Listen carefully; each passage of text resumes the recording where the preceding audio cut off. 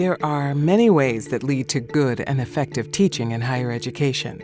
The so-called constructive alignment concept by John Biggs and Catherine Tang is one of them. Alignment refers to the measurement of congruence between learning objectives, learning activities, and performance assessments. These three elements should be on the same level of quality and should refer to each other in a course design. This is applicable at all levels of university teaching, thus also in the field of activity of teaching assistants.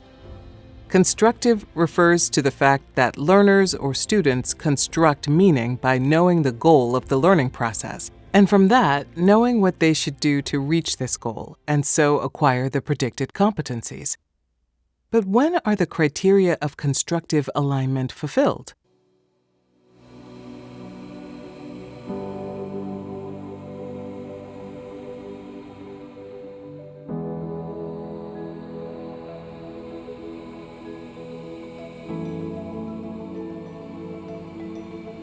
Constructive alignment is ensured when the learning activities are designed to enable students to achieve the learning objectives. That is, when the learning activities help the students apply and practice the new concepts. And third, the performance assessments must measure those competencies that are specified in the learning objectives. These performance assessments take place during the semester in exercises and then later in the final exams. You, as a teaching assistant, play an important part when it comes to designing and implementing these criteria, especially the second one, which concerns the learning activities. With your actions, you can build the important bridge from learning objectives to performance assessments. Therefore, you should clearly show the students how the learning activities you supervise are related to the learning objectives for the course and the exams. This makes the relevance of these tasks clear and increases students' motivation. Although in reality the learning activities or exercises are often predefined, you still have some room for maneuver. Whether you work with many students or just with a few influences the type of activity or exercise. The location is another factor. Maybe an exercise remains in an online format, or perhaps it can only be realized in a lab. Wherever it does take place must be taken into account when designing the learning activity. You can modify existing exercises in consultation with the teaching team, or sometimes find better, more original tasks elsewhere, or even create them yourself.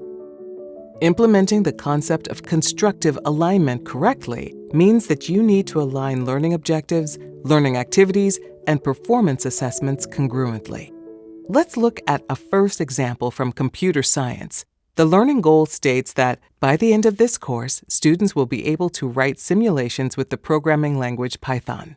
The learning activities during the course then consist of corresponding programming exercises, and the online performance assessment is in accordance with the learning goals and the exercises. The tasks set are the same as the learning activities in the same programming language. Aligning the learning goals with the learning activities heightens the students' motivation, and it also helps the students to keep on track with the learning objectives of other courses. Sometimes setting minor sub-learning goals for your exercise or course also helps building up new skills step by step. Let's look at an example from inorganic chemistry. The learning goals cover the basics and fit the exam well, but the learning activities aren't in accordance with the rest. They consist of very specific experiments using delicate equipment. The links to the exam questions, which focus on general aspects of inorganic chemistry and to the learning objectives, aren't explained and thus stay unclear. Now, if you want to improve this situation according to the concept of constructive alignment, you can either change the exam questions or the learning activities. If you change the questions, you need to generate a direct link to the equipment with which the experiments were made. A further solution would be to conduct different experiments with different equipment which suit the learning goals and the performance assessment more adequately.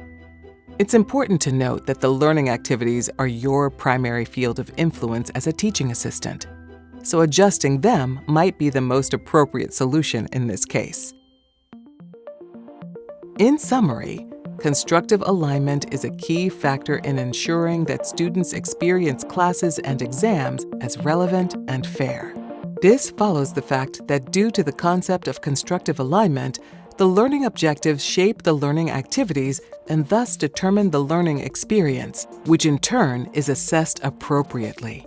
Therefore, effective learning activities are the central element of a concept which is applied in today's universities all over the world in order to secure and improve the quality of academic education.